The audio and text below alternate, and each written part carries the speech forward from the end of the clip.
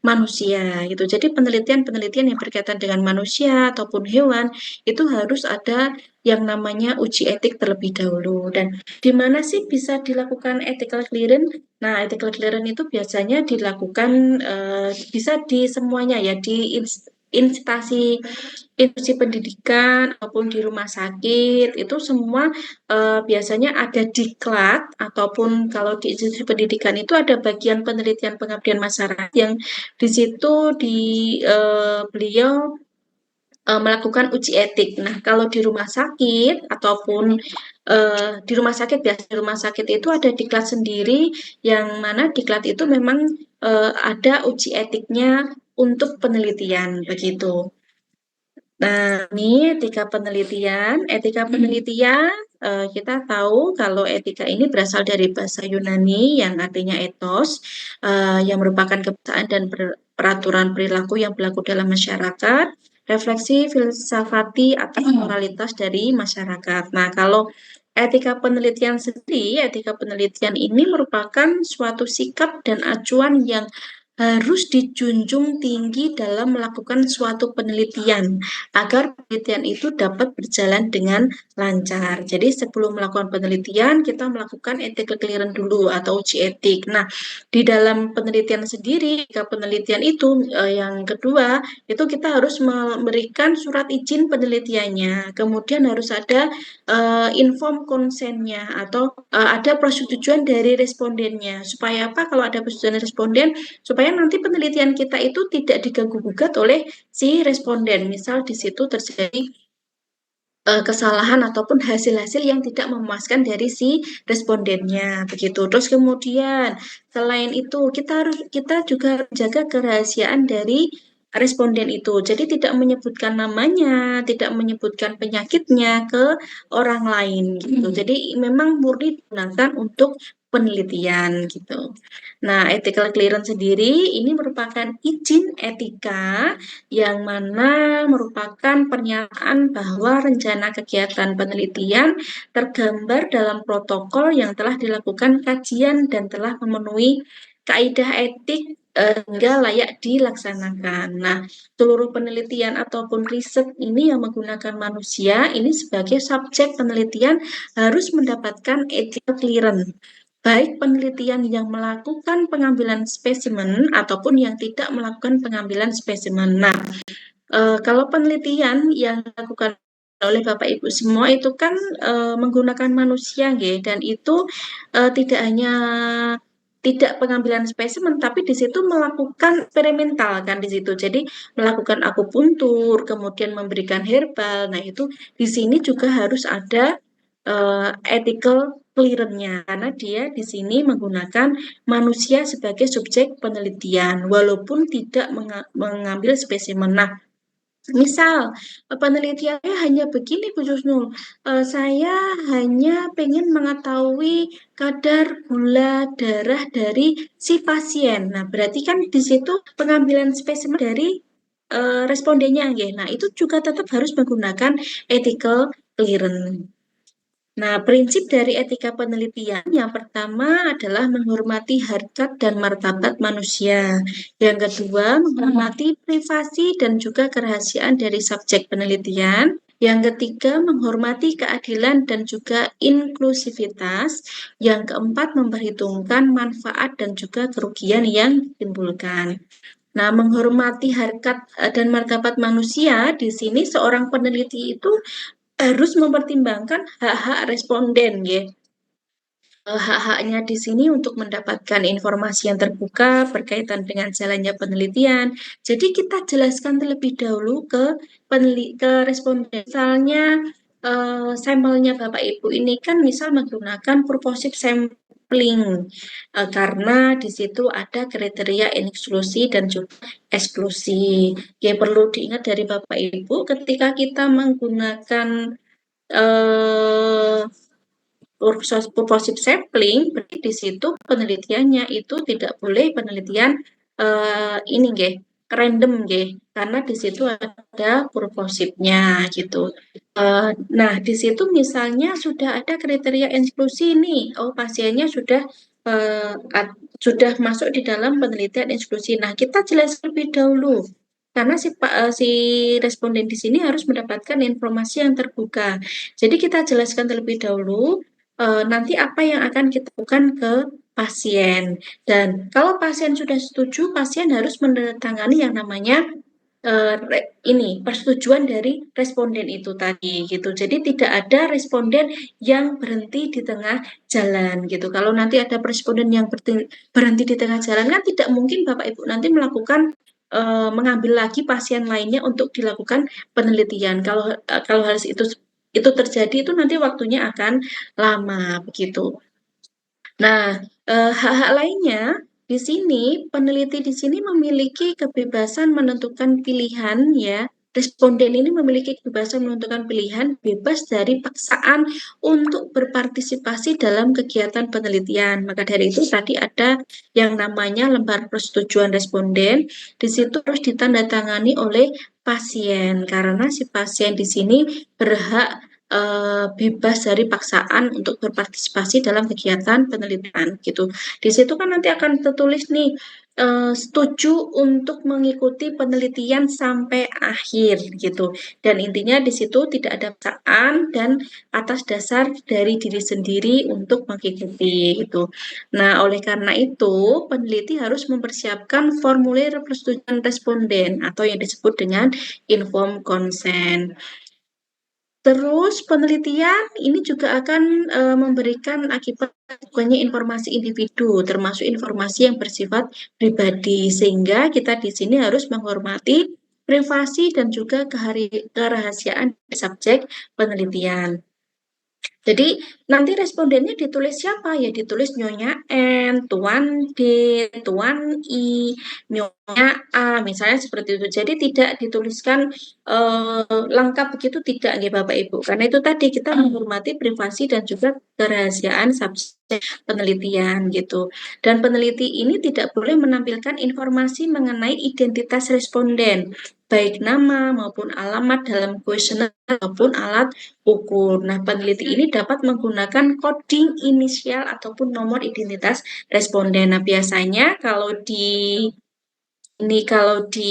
kuesionernya itu misal dituliskan nama, ya berarti di situ hanya ditulis nomor saja, nomor satu. Terus atau kalau enggak nama, misalnya ditulis Nyonya A, usianya berapa. Kalau usia tetap nggih Bapak Ibu, karena usia itu nanti masuknya di karakteristik responden. Jenis kelamin pun juga masuknya di karakteristik responden. Kemudian kalau alamat tidak usah diberi, tidak apa-apa gitu. Jadi biasanya kalau di karakteristik responden itu isinya nama itu nanti isinya coding ataupun hanya nomor identitas responden saja. Kemudian usia, jenis kelamin, kemudian pekerjaan, kemudian pendidikan begitu. Nah, itu nanti yang ada di karakteristik responden. Terus kemudian keluhan penyakit atau misalnya penyebab penyakitnya, simptom penyakitnya, nah itu juga dimasukkan di situ. Lama penyakitnya itu dimasukkan di karakteristik responden. Kemudian menghormati keadilan dan juga integritas. Nah, di sini sebagai peneliti kita juga harus melakukan prinsip keadilan, menekankan sejauh mana kebijakan penelitian yang membagikan untungan dan beban secara merata ataupun menurut kebutuhan, kemampuan, kontribusi, dan juga pilihan bebas masyarakat. Misalnya, dalam prosedur penelitian, peneliti ini mempertimbangkan aspek keadilan gender dan juga hak responden untuk mendapatkan perlakuan yang sama, baik sebelum, selama, maupun sesudah berpartisipasi dalam penelitian. Nah, ini kita juga harus memperhatikan ini sih Bapak Ibu. Kalau misalnya ada jenis kelamin laki-laki dan juga perempuan gitu, sehingga kita harus memberikan hak responden ya dan mendapatkan perlakuan yang sama begitu. Kemudian memperhitungkan manfaat dan juga kerugian yang ditimbulkan. Nah, di sini peneliti ini harus melaksanakan penelitian sesuai dengan prosedur penelitian agar hasilnya bermanfaat semaksimal mungkin bagi responden dan dapat digeneralisasikan di tingkat populasi. Misalnya di situ populasinya ada 50. Kok 50 kebanyakan ya Bu Jusnul? Misalnya mau diambil 30. 30 itu 15 itu kontrol, 15 itu eksperimental. Misalnya kalau menggunakan two group nggih.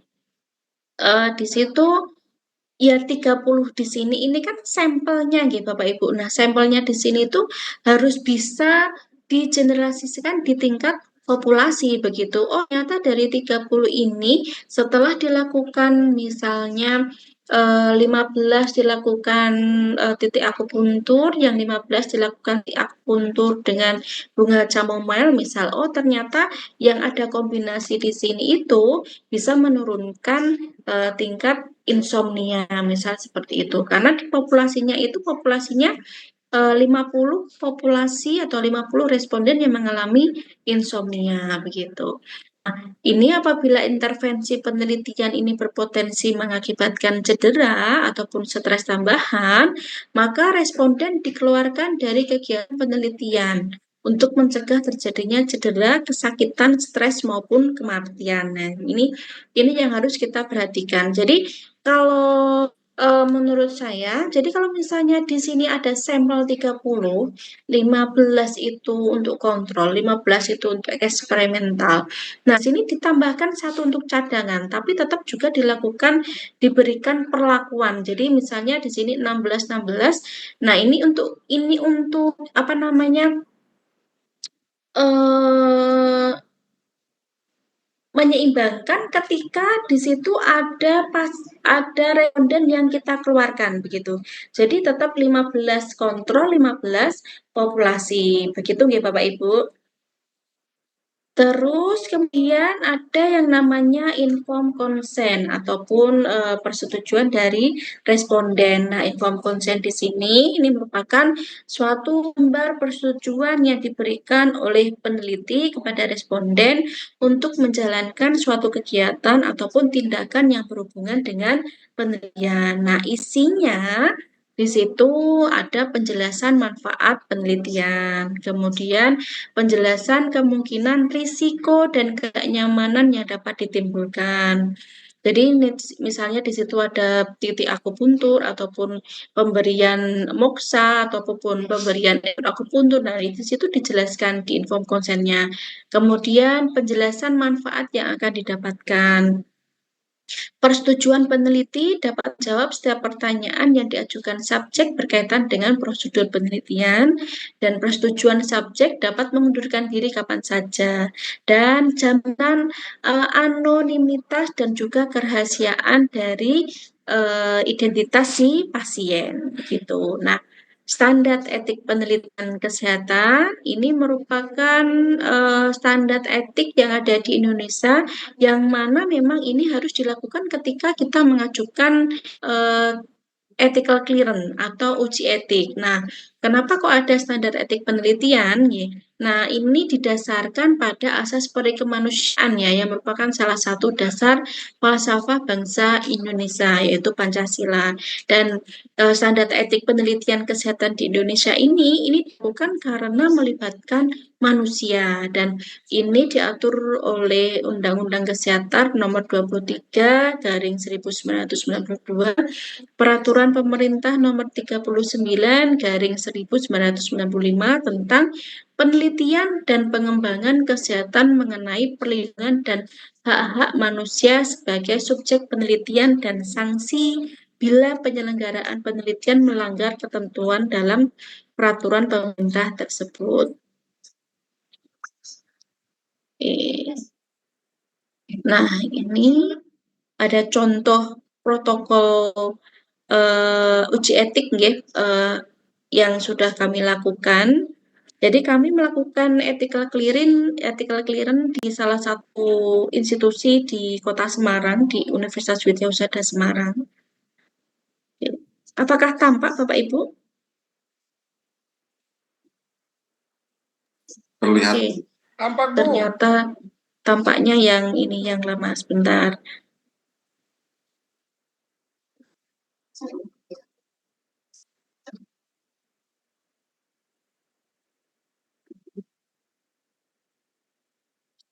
Nah, Ini tadi yang saya klik di linknya, contohnya seperti ini Bapak Ibu. Jadi ini ada protokol etik penelitian yang harus diisi oleh ketua peneliti. Nah, biasanya di situ ada informasi umum, judul penelitiannya apa, kemudian ketua pelaksananya siapa, kemudian jumlah anggotanya siapa, jumlah anggotanya berapa, begitu.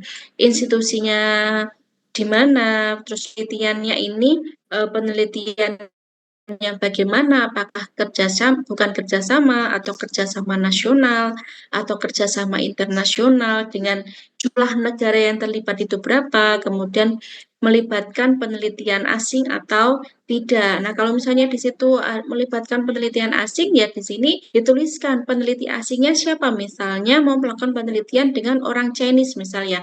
Di sini dituliskan nama, gelar, kemudian institusi, dan tugas dan fungsinya dari si peneliti asing itu bagaimana? Nah, itu dijabarkan di sini. Tuh, kemudian tempat penelitiannya di mana, waktu penelitiannya kapan, begitu. Kemudian, apakah protokol ini pernah diajukan ke komisi etik lain? Maksudnya, sebelum dilakukan uji etik di institusi X, apakah sebelumnya pernah dilakukan uji etik di institusi Y, misalnya seperti itu? Kalau tidak, ya di sini centang tidak ada sponsornya atau tidak. Nah, itu. Nah, protokol etik penelitian itu berisi ringkasan usulan penelitian. Nah, jadi di sini nanti dijabarkan ringkasan dari proposal riset dengan bahasa yang awam ya, bukan bahasa yang non atau bahasa yang non teknis. Jadi di situ juga ada maksimal jumlah katanya. Maksimal jumlah kata itu 250. Jadi ketika kita memasukkan uji etik ini ke institusi, itu nanti tidak bisa langsung diterima Bapak Ibu. Nah, nanti biasanya direview terlebih dahulu dengan pakar-pakar uji etik yang ada di institusi tersebut begitu. Misal kalau di Poltekkes juga ada. Biasanya kalau anak-anak itu di rumah sakit Modi itu juga ada kalau di Solo, nggih. Atau di kampus-kampus lain yang ada di Surakarta itu juga bisa begitu. Nah, itu nanti dijelaskan apa bagaimana penelitiannya dan sebagainya. Terus ini saya jabarkan lagi Bapak Ibu mumpung ini tadi ya. Ketika kita itu menggunakan sampel dengan teknik sampel proportion sampling, itu kita tidak bisa menggunakan ini random control trial atau RCT. Jadi kita bisa menggunakannya itu yang true eksperimental itu. Nah, kemudian ini seperti ini nggih. Jadi ini ada review dari tim reviewer sana. Jadi ini harus dijabarkan bagaimana masalah etik ataupun isu etik yang akan dihadapi. Jadi di sini pendapat peneliti tentang isu etik yang mungkin dihadapi dalam penelitian yang akan dilakukan dan bagaimana cara menanganinya. Ini sudah dijabarkan sedemikian rupa saja juga masih ada revisi ya Bapak Ibu. Kemudian, nah ini apa namanya isu etiknya. Jadi ada persetujuan informed consent, ada privasi, creation dan sebagainya. Kemudian ringkasan dari daftar pustaka. Nah, ini juga dimasukkan di situ bagaimana ringkasan hasil-hasil studi sebelumnya sesuai topik penelitian. Jadi dituliskan dalam bentuk narasi gitu. Kemudian kondisi lapangan yang akan kita teliti. Jadi kita menggambarkan secara singkat tentang lokasi penelitian. Ya, berisi informasi dari demografisnya, kemudian epidemiologisnya, ketersediaan fasilitas untuk keamanan dan ketepatan penelitian, itu kita masukkan di situ. Terus kemudian desain penelitian. Nah, desain penelitian itu ada tujuan penelitian, hipotesa, pertanyaan penelitian, asumsi, desain penelitian, dan juga variabel penelitian. Dan ini pun juga masih ada revisi, Bapak Ibu. Pada waktu itu sudah saya revisi juga.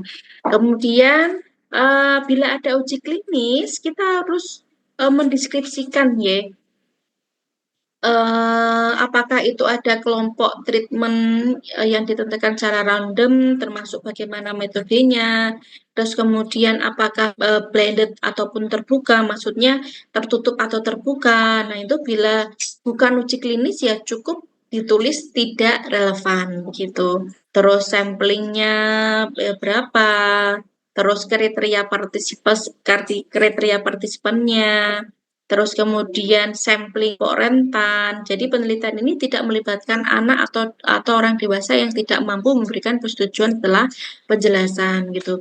Jadi kalau tidak melibatkan sampling kelompok rentan ya cukup dituliskan tidak relevan begitu. Kemarin sudah saya masukkan tidak relevan, ternyata harus ada revisi lagi. Jadi tuliskan seperti ini gitu. Kemudian ada intervensi penelitian menggunakan data sekunder, kualitatif, atau cukup tulis tidak relevan, lanjut ke nomor 19. Jadi ini karena kita mau melakukan intervensi ya di situ dituliskan intervensinya sebanyak berapa kali gitu. Terus rencana dan justifikasi untuk meneruskan ataupun menghentikan standar terapi selama penelitian. Nah, ini responden akan di drop out di penelitian apabila memenuhi salah satu dari kriteria eksklusi, misalnya apa saja begitu. Terus kemudian treatment ataupun pengobatan lain yang mungkin diberikan itu, misalnya ini yang ada kaitannya dengan farmakologi ya, misal di situ pengobatan yang menjadi kontraindikasi dalam penelitian ini, misalnya obat pereda nyeri. Terus misal nanti ada tes lain ya di sini dimasukkan ya pemeriksaan laboratorium dari hormon endorfin. Jadi setelah dilakukan uji dari akupuntur dan juga cupping ataupun kombinasi keduanya. Nah, nanti kalau ini penelitian yang kami lakukan, jadi itu nanti si respondennya itu akan juga dilihat, maksudnya diambil spesimennya ya, diambil darahnya untuk dicek apakah hormon endorfinnya itu mengalami kenaikan atau penurunan. Itu yang terkait dengan nyerinya begitu. Kemudian ada monitor hasilnya gitu. Ada penghentian penelitian dan alasannya. Nah, ini juga dimasukkan. Terus kemudian kejadian yang tidak diharapkan ya, dan juga komplikasinya. Kalau misalnya tidak ada ya tidak relevan dituliskan di situ. Terus kemudian penanganan komplikasinya bagaimana. Terus manfaatnya apa. Nah, ini juga dimasukkan. Jadi panjang Bapak Ibu kalau kita mau melakukan ethical clearance. Jaminan keberlanjutan manfaat ini juga dimasukkan gitu. Terus inform consent ini juga harus ada. Inform consent dilakukan dengan dibantu oleh lembar informasi. Nah, biasanya kita masukkan gitu. Nah, penelitian-penelitian yang berkaitan dengan khusus ibu hamil misal. Kalau tidak ada ya cukup ditulis tidak relevan, walinya ada tidak. Nah, ini rujukan, jadi rujukan itu maksudnya itu ketika kita mau melakukan penelitian, otomatis kan si respondennya itu juga tidak hanya kita lakukan eksperimental, Bapak Ibu, tetapi juga kita berikan insentif ya pada calon subjek atau ikut berpartisipasi, entah itu souvenir, entah itu uang, entah itu hadiah, entah layanan gratis ataupun yang lainnya begitu. Kemudian rencana dan prosedur dan orang yang bertanggung jawab untuk menginformasikan bahayanya. Itu juga kita masukkan di sini. Perencanaan untuk menginformasikan hasil penelitiannya kita masukkan di sini. Nah, penjagaan rahasia, ini bagaimana proses rekrutmennya, terus kemudian langkah-langkah untuk menjaga privasi dan juga kerahasiaan selama rekrutmen, dan proteksi kerahasiaan data pribadi. Nah, itu dimasukkan di situ. Nah, data-datanya biasanya di sini kalau itu untuk menjaga kerahasiaan kita menggunakan yang namanya anonimisasi data, kemudian agreement of confidentiality, kemudian penggunaan kode ataupun nomor identifikasi, penyimpanan data yang aman, pemisahan data identifikasi dan non-identifikasi. Terus pemusnahan data setelah selesai penelitian. Jadi setelah kita lakukan penelitian, hal-hal yang ada katanya dengan responden itu kita musnahkan begitu. Kemudian enskripsi data, pelatihan enumerator penelitian. Misalnya seperti itu. Ini banyak sekali Bapak Ibu. Ada sekitar 36 yang harus kita isi gitu. Nah, ada publikasinya enggak?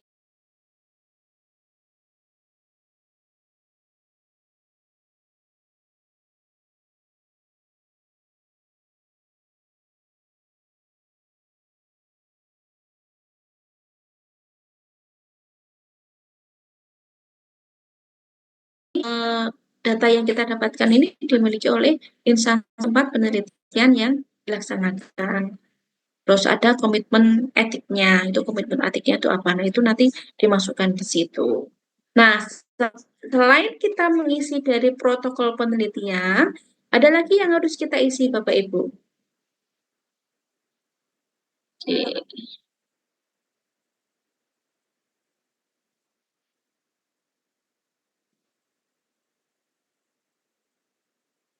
Ya. Nah, ini ada penerapan 3 prinsip ke-7 standar. Nah, ini juga harus diisi. Bagaimana nilai sosialnya, pemerataan manfaat, dan sebagainya. Ada info konsen atau tidak. Terus kemudian ada keterbaruan dari penelitian kita atau tidak. Terus kemudian ada nilai-nilai ilmiah atau tidak. Itu harus kita isi juga. Kemudian ada pemerataan beban dan manfaatnya, terus ada potensi manfaat dan juga risiko, ini juga kita isi. Ada bujukan ataupun eksploitasi ataupun industrimen atau tidak. Nah, kemudian kerahasiaan dan privasinya bagaimana, itu harus kita isi. Terus ada info konsen atau tidak, nah itu juga kita isi semua, begitu Bapak Ibu.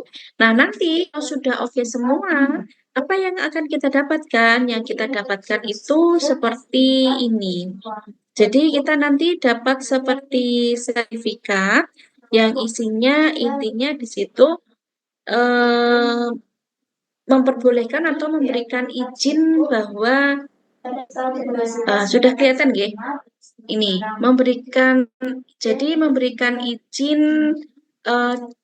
si proposal kita itu sudah memenuhi persyaratan etik dan setuju untuk dilaksanakan dengan memperhatikan prinsip-prinsip yang dicantumkan dalam Pedoman Nasional Etik Penelitian Kesehatan Departemen Kesehatan Republik Indonesia 2007 gitu.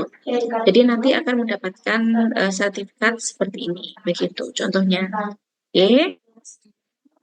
Baik, Bapak Ibu, apakah sampai di sini ada pertanyaan? Izin bertanya, Bu. Oke, monggo Pak Taufik. Ini berarti nanti kita juga diterapkan ya, Bu, ya, etika penelitian ini kita ngajukan ke kampus gitu, terus kita dapat sertifikatnya tadi. Itu seperti itu, Bu.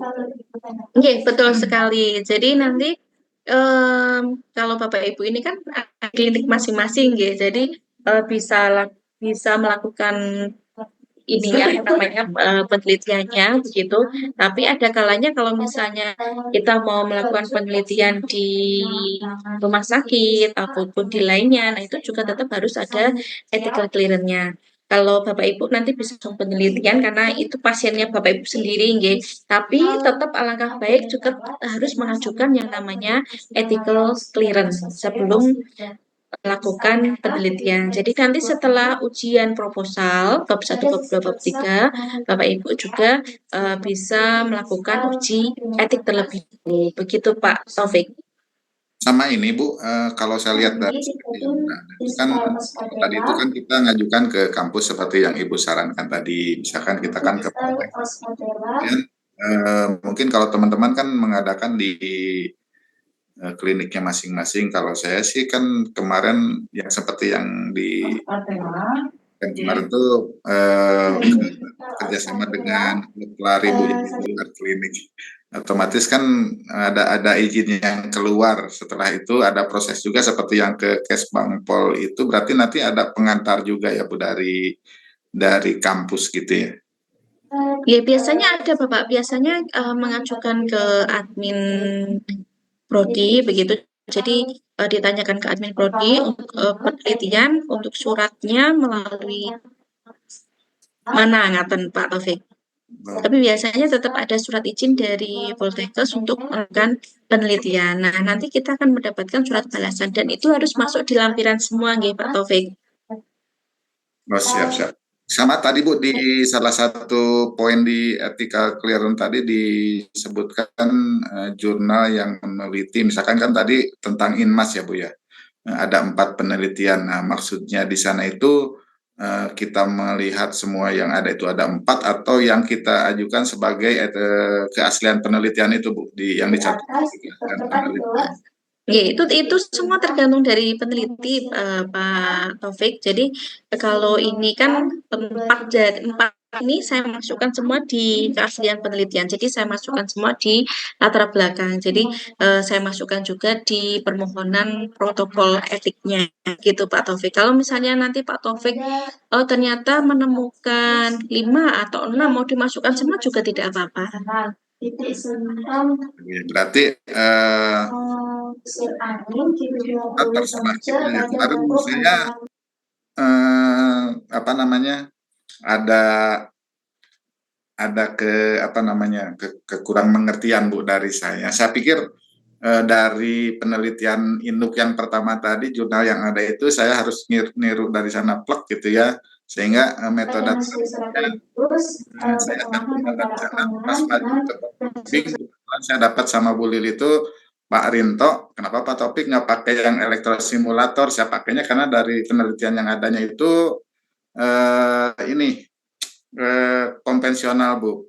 Nah terus beliau meminta ke saya itu jurnal-jurnal yang ada itu terkait dengan akupuntur konvensional yang menunjukkan bahwa itu efektif gitu. Jadi ada jurnal penelitian terdahulu. Nah kemudian saya lihat ternyata di penelitian yang lain juga maksimal itu titik-titik lokal itu ketika dipakai ES. Jadi memang ada kesalahan saya persepsi dari awal sehingga saran beliau supaya membandingkan itu agak kesulitan di sana mentoknya. Kemudian saya mengajukan Pak, udah aja saya pakai ES. Nah itu belum direspon Bu.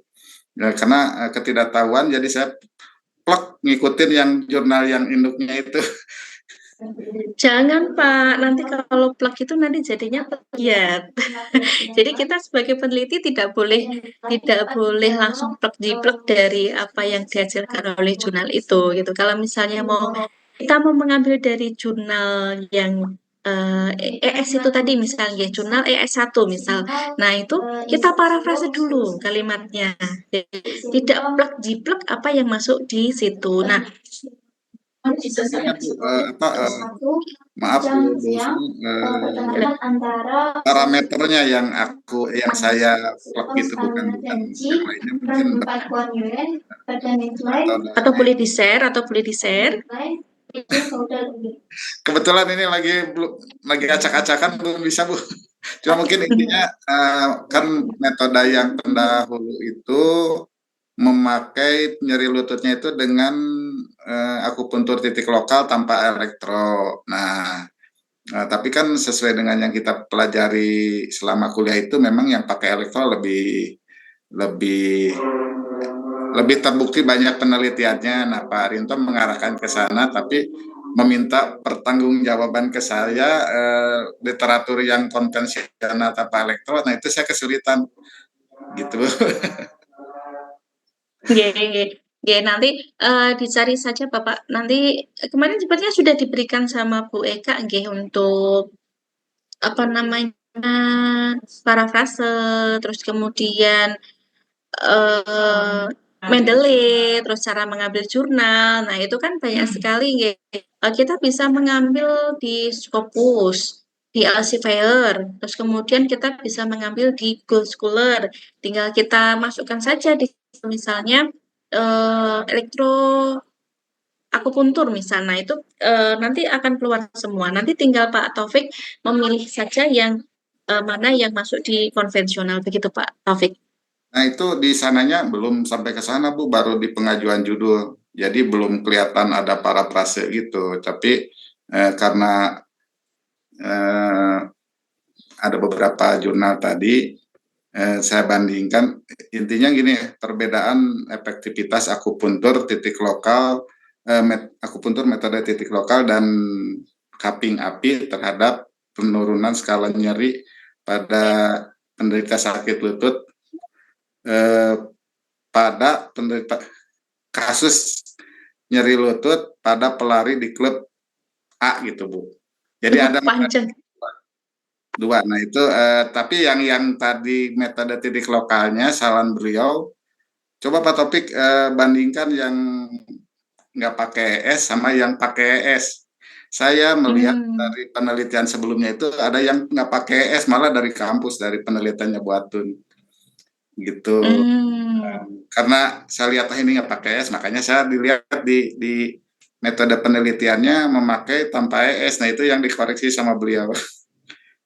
Oh, jadi intinya membandingkan antara penggunaan ES dan juga tidak, nggih, Pak Pak Taufik. Beliau mengingin sesuai dengan yang kita ajar apa terima dalam pengajar perkuliahan itu kan pakai S lebih terukur Bu parameternya gampang dilakukan oleh siapa aja.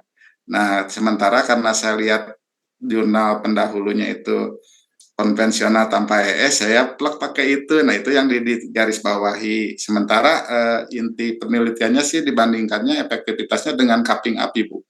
Hmm. Tapi Gitu. tidak kombinasi kan, Pak Taufik? Kombinasi kemarin belum dikoreksi sama beliau. Jadi murni kayaknya dibandingkan ada antara dua metode itu, dua metode antara titik lokal pakai ES kalau arahan beliau ya, sama metode cupping API Bu. Hmm. Oh, berarti hanya yang satu dikasih ES, yang satu hanya cupping saja. Ya Nggih, Pak betul. Taufik. Oh, nggih, nggih, nggih. Jadi nanti kita bisa mengetahui mana yang lebih efektif antara si cupping API dan juga si ES, ngaten nggih. Ya betul Bu. Oh, nggih, nggih, nggih. Nggih, bolehlah itu. Itu juga sepertinya banyak kok jurnal-jurnalnya ya dari luar-luar itu. Nah, itu bisa dimasukkan di apa skripsinya Pak Taufik. Terus nanti kalau misalnya di situ ada faulty-nya dari penelitian Pak Taufik, oh ternyata misalnya nggih ada keterbaruannya nggih, oh ternyata cupping API ini lebih efektif nih daripada di ES. Nah, bagaimana kalau misalnya itu nanti digabungkan antara ES dan juga cupping API misalnya seperti itu atau dikombinasi dengan hal lainnya ngaten Pak Taufik. Kalau judulnya misalkan beda perbedaan efektivitas kedua metode tadi, Bu, kaitan dengan pembagian kelompoknya bisa dua atau tiga ya. Misalkan kalau dibuat dua, langsung dua di head to head gitu. Atau kalau dibikin tiga, satu titik lokal dengan ES, yang kedua dengan cupping API, yang ketiganya kombinasi. Bisa gitu Iya, ya? betul sekali. Nggih. Jadi nanti yang variabel kontrolnya itu si elektroakupuntur, kemudian yang eksperimentalnya itu eh, cupping dan juga si kombinasi. Kalau yang ketiga ini variabel antara gitu. Jadi variabel antara itu bisa masuk di kontrol, bisa masuk di eksperimental. Misalnya seperti itu Pak Taufik. Kalau misalnya ketika tiga ini kesusahan ya dua aja juga sudah cukup sih sebenarnya eh, kombinasi mas maaf cupping saja sama saja begitu. Langsung dihadapkan aja dua itu ya, Bu ya? Nggih, dua ini aja nggak apa-apa daripada nanti kesusahan kan. Yang penting kan di sini prosesnya cepat kan. Nah, dua ini nanti juga tetap ada sebelum dan sesudah si ES, sebelum dan sesudah si cupping. Nah, dari hasil setelah ES dan setelah cupping ini baru dilakukan analisa data. Nah, ini nanti karena dia itu perlakuannya berbeda, tapi karakteristiknya sama. Nah, nanti bisa menggunakan uji T independen ketika datanya itu berdistribusi normal, tapi ketika datanya itu tidak normal, berarti menggunakannya Kekerasan ya, Wilcoxon Bu. begitu. Betul. Ketika misalnya si cupping saja, cupping kan berarti sebelum dan setelah. Nah, ini kan kita cek juga nih, nggih Pak nggih. Pasca. Perbedaan belum dilakukan cupping dan setelah dilakukan cupping. Nah, ketika ini dia datanya normal, berarti pakainya uji T berpasangan, uji T yang dependen. Tapi ketika dia itu datanya tidak normal, berarti dia menggunakannya man-with-new, begitu. Sama ini Bu, ini kan terkendala ya kemarin karena saya kurang-kurang paham seperti itu di penulisan dan sebagainya. Tapi di lapangan kebetulan yang punya klubnya itu kan dokter, salah satu dokter terkemuka di Bandung, dan melihat anak buahnya efektivitasnya rada lumayan cepat kemarin karena mereka aktif berlari juga. Jadi mereka meminta, malah harusnya Senin kemarin saya tuh melakukan beberapa ya langsung terapi. Nah, kendalanya jadi mereka udah minta lebih dulu, sementara saya tertahan di judul aja belum selesai. Saya Bu, bagaimana itu seperti itu Bu? Apakah bisa kita lakukan lebih awal atau gimana Bu? Jangan. Saran saya jangan, Bapak. Ya, menunggu saja dulu. Karena kalau ini mau dilakukan, berarti dilakukan sebagai terapis, gitu, Bapak. Kalau dilakukan sebagai penelitian, jangan dulu. Karena nanti eh, pembimbing duanya siapa, Pak? Pembimbing duanya Pak Rinto Bu. Pembimbing satunya? Pembimbing satunya Masuk. Bu Masuk. lagi sakit. Dek, masuk. Happy, Bu Happy. Oh, nggih, Bu Happy. Bu Happy lagi opnam, nggih, sedang sakit ini. Sakit. Nah, itu nanti tergantung dari pembimbingnya juga, Pak Taufik. Jadi nanti dulu mawon kalau saran saya. Oh iya. Tapi kalau ditanyakan juga nggak masalah ya Bu ya. Misalkan ada rezekinya saya ketemu sama Pak Rinto, misalkan Pak gitu. Oh, Nggih, tidak ini apa-apa. bisa ya, misalkan ya nanti berarti dipersiapkan yang paling data-data umumnya di apa yang kita perlukan aja ya Bu ya, yang kira-kira nggak Nggih, terlalu menyimpang. nggih, Bapak. Tapi Eh, secara etika itu nggak boleh dilakukan ya Bu ya. nggih, belum boleh karena juga belum ujian proposal gitu. Paling berarti itu hanya hanya penjajakan aja sebagai terapi aja, terapis aja ya Bu ya, tanpa. Nggih, ibaratnya seperti studi pendahuluan dulu begitu. Nah, itu. Tapi kalau studi pendahuluan masuk nggak Bu ke catatan laporan itu, ke jadwal kan Nanti kita Mas schedule. studi pendahuluan itu masuknya di bab 1 biasanya, Kak. Jadi misalnya setelah dilakukan studi pendahuluan terhadap 10 responden misalnya, ternyata responden yang mengalami nyeri lutut eh, tidak tahu bagaimana cara mengatasi nyeri lututnya. Terus kemudian setelah dilakukan studi pendahuluan ini dapatkan bahwa bla bla bla bla bla misalnya Oh, seperti itu. berarti di latar belakang bisa masuk itu ya Bu. Iya, bisa masuk di situ. Sudah paham Bu, terima kasih Bu Husnul. Mungkin dari Sami-sami, saya, Mbak Taufik. Nggih, siapa ini? Pak Sinten, Pihir Pak? Kasar dari Oh, Papua, Bu. nggih, Pak Pihir dari Papua ini. Di sana Bu, sudah jam berapa, Pak Pihir? jamnya bisa sama, Bu. Selisih 2 jam, Bu. Selisih 2 jam. Ini saya, Bu, saya berencana nanti ambil studi berkaitan dengan hipertensi. Nah, dalam rangka mengolah data itu, apakah memungkinkan kita selain memasukkan angka ya, before after itulah, Bu. Boleh enggak kita analisa menggunakan dokumentasi, walaupun memang dari sisi penjelasan itu untuk pengukuran TD itu bagus dengan TD jangan digital ya yang harus air raksa. Tapi kalau dengan air raksa kan kita sulit untuk mendokumentasikan ya Bu ya. Nah maksudnya itu kalau kita bantu dengan analisa TD tensinya yang menggunakan digital itu, apakah diperbolehkan Bu dalam hal pendokumentasian? Sehingga setiap pasien itu terlihat gitu loh Bu. Artinya walaupun dari sisi angka muncul, tapi secara pendokumentasian itu kan sebagai bukti yang sangat kuat ya ketika kita membandingkan dengan angka gitu. Kalau angka kan boleh dibilang ya lepas dari yang tadi muncul ada kejujuran dan lain sebagainya ya Bu ya dari sisi angka tensi itu. Nah itu boleh nggak gitu Bu kita masukkan dokumentasi yang berkaitan dengan angka tensi itu menggunakan tensi digital. Boleh, Bapak. Jadi nanti di bab 3-nya itu kan ada definisi operasional, ya. Nah, di tabelnya itu ada definisi operasionalnya di tensi, terus kemudian pengukurannya. alat ukurnya. Nah, alat ukurnya nanti dimasukkan di situ menggunakan tensi digital begitu. Kalau misalnya kita mau menggunakan tensi yang raksa ataupun tensi yang jarum dengan jumlah responden 40 misal, itu kan juga terlalu lama begitu. Tapi kalau menggunakan yang digital, nah itu kan lebih lebih cepat. Namun ada namunnya ya Pak Pihir, kalau tensi digital paling tidak harus kita kalibrasi terlebih dahulu. Tidak hanya tensi digital saja, nggih. Tensi yang raksa ataupun tensi yang jarum itu paling tidak kita Kalau baru, kalibrasi terlebih dahulu. kalau baru dibeli juga harus dikalibrasi, Bu. Oh, nah ini paling tidak kita cek baterainya. Apakah baterainya ini biasanya walaupun baru saja, jadi kita ceknya begini. Ketika kita tensi air raksa berapa, terus ketika kita tensi digital itu berapa hasilnya itu. Kalau misalnya satu saja valid, insya Allah yang lain juga valid. Begitu Pak Pinggir. Oke, siap. Jadi nanti biar tidak ada kesalahan ya, missing dari datanya begitu. Berarti kita Nah, memilih ya, Bu ya, dalam hal pengukuran data itu yang tadi Ibu sampaikan, memilih ya antara menggunakan tensi air raksa atau digital gitu, atau kita bisa menggunakan keduanya.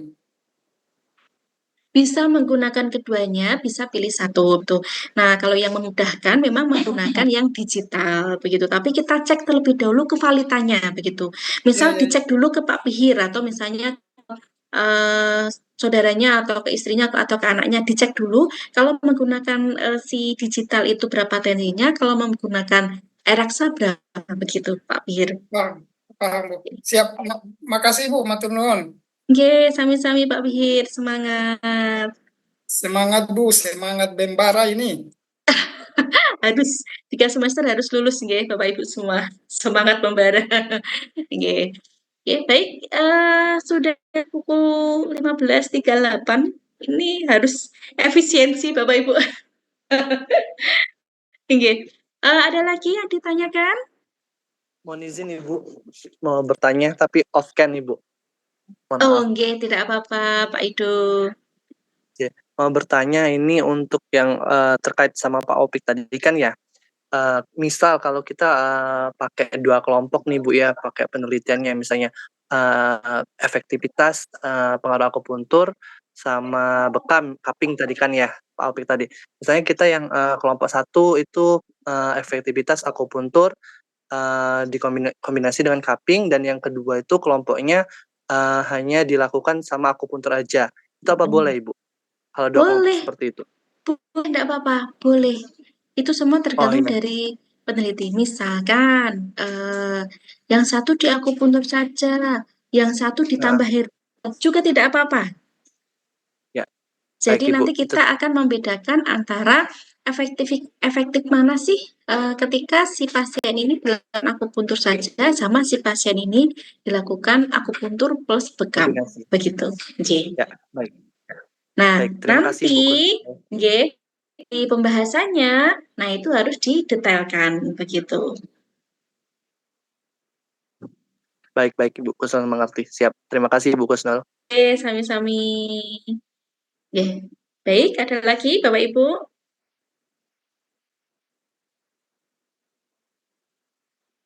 Sepertinya sudah siap semua nggih ini proposal skripsi Bapak Ibu. Insya Allah siap Bu Husnul. Siap kan Bu? Harus siap. Siap tidak siap harus siap ya. Ya, ada lagi yang ditanyakan Bapak Ibu?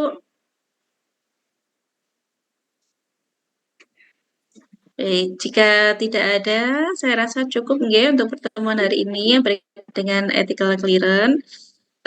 Ada lagi proposal penelitian kapan ya Bapak Ibu? Besok ada Bu. jadwal. Besok.